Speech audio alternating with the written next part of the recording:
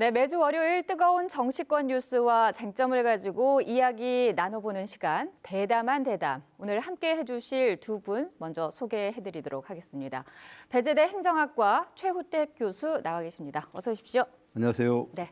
자, 그리고 정치평론가 유용화 박사님 나오셨습니다. 어서 오십시오. 네, 안녕하십니까. 네. 자, 어제였습니다. 국민의힘 한동훈 비대위원장이 충남도당 신년 인사회에 참석을 했습니다. 네. 어렸을 때 충청인의 마음으로 살았다. 그리고 인성과 태도, 예의 이런 부분은 모두 이 충청인의 마음에서부터 배운 것이다라고 강조를 했거든요. 지역의 민심과 인연을 강조하고 있는데 두 분께서는 이 부분을 어떻게 보셨는지 먼저 최후택 교수님께서 말씀을 좀 해주시죠. 예, 주로 이제 정치인들이 지역을 방문할 때는 이제 쓰는 수사입니다. 네. 그래서 지난번 대선 때 윤석열 대통령 같은 경우에는 이제 충청의 아들이다. 네. 그리고 민주당의 이재명 그 후보 같은 경우에는 충청의 사이다. 네. 그래서 이제 지역의 친근감을 표시를 했는데 뭐 하나의 마케팅 전략이라고 할 수 있고요. 저는 뭐 그건 잘하는 것이다 이렇게 볼 수 있는데 보통 우리가 이제 사람을 만날 때 어디 뭐 타 지역을 갈 때 뭐 호구 조사를 좀 하잖아요. 네. 어디 출신이냐, 네. 중학교는 어디 나왔느냐, 네. 고등학교 어디 나왔느냐. 그래서 이제 인연을 이제 풀어가는 네. 것이 이제 일반적인 것이기 때문에 아마 정치인들도 그 지역과의 연관성을 가지고 또 인연을 풀어가면 아무래도 이제 호감을 얻을 수 있기 때문에 이제 그런 전략을 많이 쓰는 것 같습니다. 그런 전략은 나쁘지 않았다라는 네네. 말씀이신 것 같고요.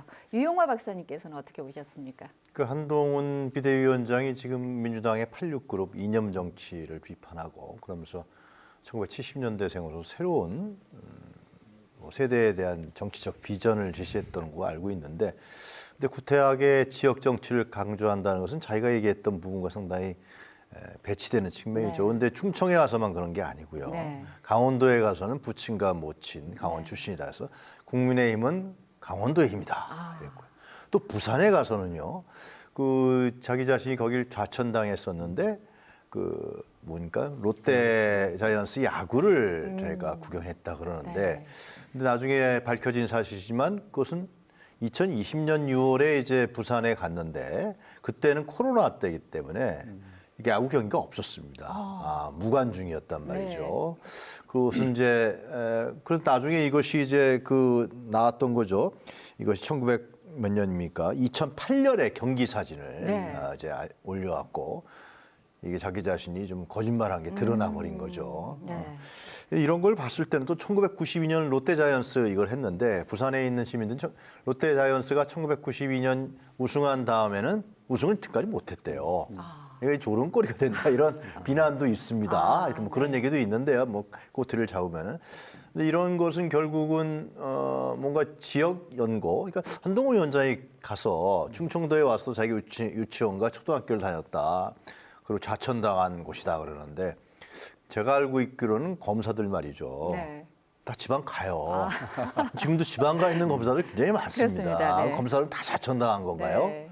문재인 정부 때 4번 다녔다 그러는데 나중에 가서 이제 그 채널 A 사건이라든가 이런 네. 문제로 있었던 것이지. 그래서 이런 걸 저는 너무나 특별하게 강조하는데 한동훈 위원장이 바닥이 자꾸만 드러나는 거 아닌가 싶습니다. 네. 그러니까 지역 연고 강조하고 자기가 거기서 뭐 숲길을 걸었다 어디를 걸었다고 하는데 아니 우리가 말이죠 개인이 저도 그렇고 우리 앵커 게스트 교수님도 그러시지만 지방에 대한 향수 다 갖고 있지 않습니까? 연고 다 있습니다. 예, 거기 내가 옛날에 여행 갔다. 네. 이런 부분을 갖고서 자꾸만 정치를 하려고 한 부분들이 네. 그렇게 별로 국민들에게는 네. 새롭게 다가올 것 같지는 않다. 네. 그렇게 말씀드립니다. 좀 다름을 강조하고 있는 한동훈 위원장에게 이 지역 인연을 너무 강조하는 것은 맞지 않다. 예. 다름을 네. 강조하려면은 네. 자기가 진짜 70년대생이고 현재 민주당이라든가 양당이 펴는 정치에 대해서 문제가 있다 그러면 네. 새로운 정치와 비전을 제시하고 네. 이 국가 경영을 어떻게 하겠다. 그리고 지역에 가서도 충청도에 와서도 내가 충청도를 위해서 무슨 일을 했다. 뭐 이런 걸 얘기해야 되는 게 맞지 네. 않습니까? 어떤 일을 하겠다. 근데 난 충청도에서 유치원과 초등학교를 다녔는데 여기 좌천당한 것이다. 이게 설득력이 있겠습니까? 네, 두 분 예. 말씀대로 아마 각자 거기에서 이렇게 또 친근함을 느끼시는 분도 계실 거고 또 반대로 좀 다름을 기대했는데 좀 실망스럽다 하시는 분들도 계실 것 같습니다. 그런데 이번 인사회에 참석한 인물들을 살펴보니까 말 그대로 출정식을 방불케 할 정도로 많은 인사들이 참여를 했더라고요. 김태흠 충남도지사를 비롯해서 현역 의원, 예비 후보 그리고 단체장들까지 모두 참석을 했는데 네. 민주당에서는 이런 한 위원장의 행보에 허세 정치다, 또 사탕 발림이다라며 이렇게 좀 깎아내렸는데 이 부분에 대해서는 교수님께서는 어떻게 보셨습니까? 이제 그렇게 볼 수도 있지만요. 또 지역 입장에서 보면 사실은 집권 여당의 대표가 지역을 내려와서 이렇게 공약을 하고 뭔가를 좀 들어주겠다고 얘기를 하면 네. 저는 그게 이제 야당 대표가 와서 하는 것보다는 훨씬 더 신뢰가 가고요. 네. 약속을 지킬 가능성이 높다. 네. 왜냐하면 정권을 지금 잡고 있기 때문에 이제 그런 말씀을 드릴 수가 있는 거고. 그래서 저는 전략적으로 그런 말들을 좀 많이 하게 만들어야 된다. 그리고 필요한 것을 우리가 요구하고 또 그가 대답을 할 수 있도록 네. 유도하는 것이 저는 필요할 것 같고요. 저는 이제 가끔 제가 이제 뭐 저 술자리 가서 이제 건배사할 때 이런 자리 흔치 않아 이런 얘기 하는데 사실 그건 당대표가 이런 지역에 와가지고 지역 얘기하는 거 흔치가 않습니다. 그렇기 때문에 이런 기회를 정말 선거 때 특히 잘 네. 활용해서 지역의 수건 사업이라든지 네. 꼭 필요한 정책 네. 반드시 얻어내는 그런 전략들이 좀 필요할 거다 저는 이렇게 보고 있습니다. 네, 그렇군요. 박사님께서는 그 제가 어떻게 알고 있기로는 보셨습니까? 거기에 네. 집권 여당의 대표가 떴는데 네. 관련 당의 뭐 도의원이라든가 지사라든가 당연한 거죠. 그건 허세 정치가 아닌 것이죠. 네, 근데 네. 민주당에서 브리핑을 제가 자세히 못 봤습니다만 허세 정치라고 얘기했던 건 제가 초반부에 말씀드린 강원도에 가서는 강원도의 힘, 네. 부산에 가서는 롯데자이언츠, 충청도에 가서는 또 뭐 자기가 초등학교하고 국민학교를 나왔다, 초등학교 유치원 다녔다 이런 부분들이죠. 이런 부분들이 결국은 지금 교수님이 말씀하신 대로 이것이 뭐 충청도에 와서는 충청도 발전을 자기가 네. 위해서 뭘 하겠다. 난 뭘 했다. 근데 사실 한동훈 위원장은 검사밖에 한 게 없거든요. 네. 수사밖에 한 게 없어요. 네. 예. 그래서 이제 할 얘기가 별로 없으니까 자꾸만 지역 연구를 하고 뭐 거닐었다라는 것이 네. 허세 정치 아니냐. 뭐 그렇게 비판하는 거 아닌가 싶습니다. 네. 자, 한편에서는 이낙연, 이준석 전 대표를 비롯해서 각 당에서 이 탈당한 의원들이 이 총선을 앞두고 이른바 빅텐트 논의가 한창이더라고요. 이 제3지대 그리고 제3세력 기존에도 있었지만 사실 성공한 사례는 많지 않은데 이번에는 과연 성공할 수 있을까? 이 부분에 대해서 많은 분들이 궁금해하시는데 이 부분은 우리 박사님께서 먼저 말씀 저는 좀 용어부터 해주시죠. 틀린 것 같아요. 뭐라고요? 그 사람들이 무슨 제3지대입니까? 우리가 제3지대라 그러면은 과거에 문국현 씨라든가 네. 안철수 씨라든가 이런 분들이 이제 다른 기반과 다른 세력, 다른 지역 여기서 하나의 용트림하면서 거기서 국민의 지지를 받아서 그러면서 이제 양 정당과 다른 가치와 비전 노선을 물론 안철수는 상당히 많이 변했습니다만 네. 그럴 때 그걸 제3지대라고 우리가 평할 수 있는 것이죠. 네. 이낙연 전 대표라든가 그 3인 누굽니까? 이준석 대표.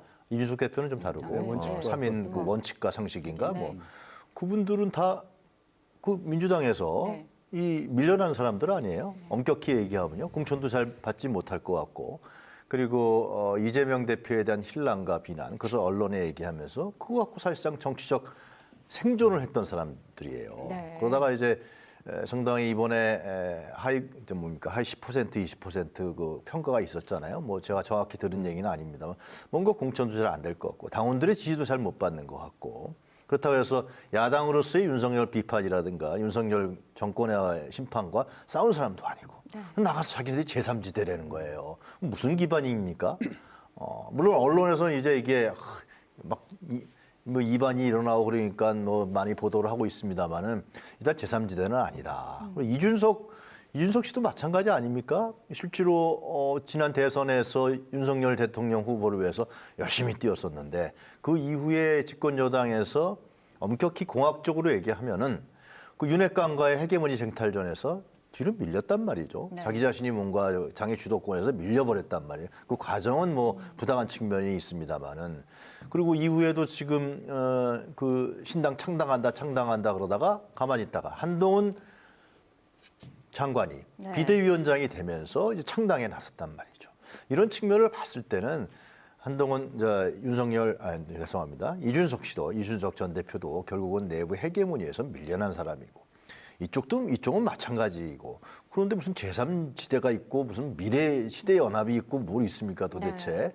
하여튼 뭐 이번에 의석수 받아서 비례라도 받아서 뭐 대권 출마도 하고 그럴 것 같은데. 근데 이준석 전 대표는 참 재밌는 게 흥미로운 게 이 김건희 특검법에 대해서 찬반 얘기도 안 하고 있습니다. 그리고 윤석열 정권을 예를 들면 총선 때 중간평가, 심판 이런 얘기도 안 하고 있습니다. 이것은 계속해서 뭔가 좀 보는 거 아니겠습니까? 예, 이런 측면들이 있기 때문에 국민들이 원하는 제3지대, 네. 새로운 정치 이런 부분과는 상당히 거리가 먼 데 있는 지대에 있는 사람들이다. 그렇게 평가하지 않을 수 없을 것 같습니다. 그러면 이 거대 양당의 정치를 끝내고 우리가 새로운 노선으로 가겠다라는 것이 뭐 반윤이나 비명으로 봤을 때는 제3지대는 아니다라고 보시는 거죠. 그러니까 제가 말씀드립니다만 제3지대라는 것은 예를 들면 양당 정치다. 양당 정치가 꼭 나쁜 건 아닙니다. 미국에서는 민주당, 공화당 양당 정치 아니에요. 영국에서도 보수당과 노동당이 양당 정치입니다. 무조건 양당 정치를 폄훼할 수는 없는 것이죠. 유럽에서도 다당제 국가죠. 다당제에 있지만은 지금 극우파 정당들이 계속 드러나고 있습니다. 그래서 정당에 대한 평가는 지금 학계에서도 논의가 다른 측면이 있어요. 무조건 양당이 나쁘냐? 물론 잘못하면 나쁜 거지만 새로운 비전과 노선을 제시하면서 뭐 제3지대라든가 신당이라든가 이런 걸 논의하는 게 맞는 것이죠. 네, 알겠습니다. 자, 우리 교수님께서는 네. 어떻게 생각하십니까? 글쎄요, 저는 이제 이 소위 얘기하는 빅텐트가 성공할 가능성이 좀 있다. 저는 그렇게 보고 네. 있습니다. 왜냐하면 민주당의 지금 이재명 대표가 이재명 대표를 향해서 많이 좀 내려놔라 이런 얘기를 하고 있는데요. 이제 끔찍도 안 하고 있지 않습니까? 그리고 또 오늘 전략 공천을 하는 지역 17곳을 발표를 했습니다. 그럼 이제 거기에서 준비했다가 밀려나시는 분들, 네. 또 하위 10%에 해당하시는 분들, 이런 분들이 저는 이제 도미나 탈당 가능성이 충분히 있다. 네. 그렇기 때문에 저는 이 빅텐트의 가능성이 저는 충분히 있다라고 보는 거고요.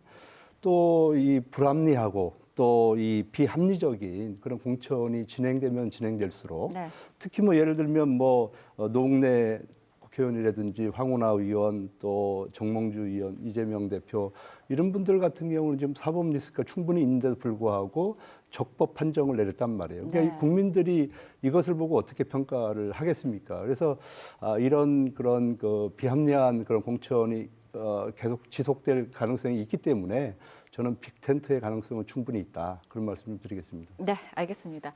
자, 이 4월 총선을 앞두고 이 정치권의 걸음이 빨라지고 있습니다. 앞으로 두 분 자주 모시고 또 이야기 나누도록 하겠습니다. 두 분 나와주셔서 오늘 감사합니다. 네, 고맙습니다. 감사합니다.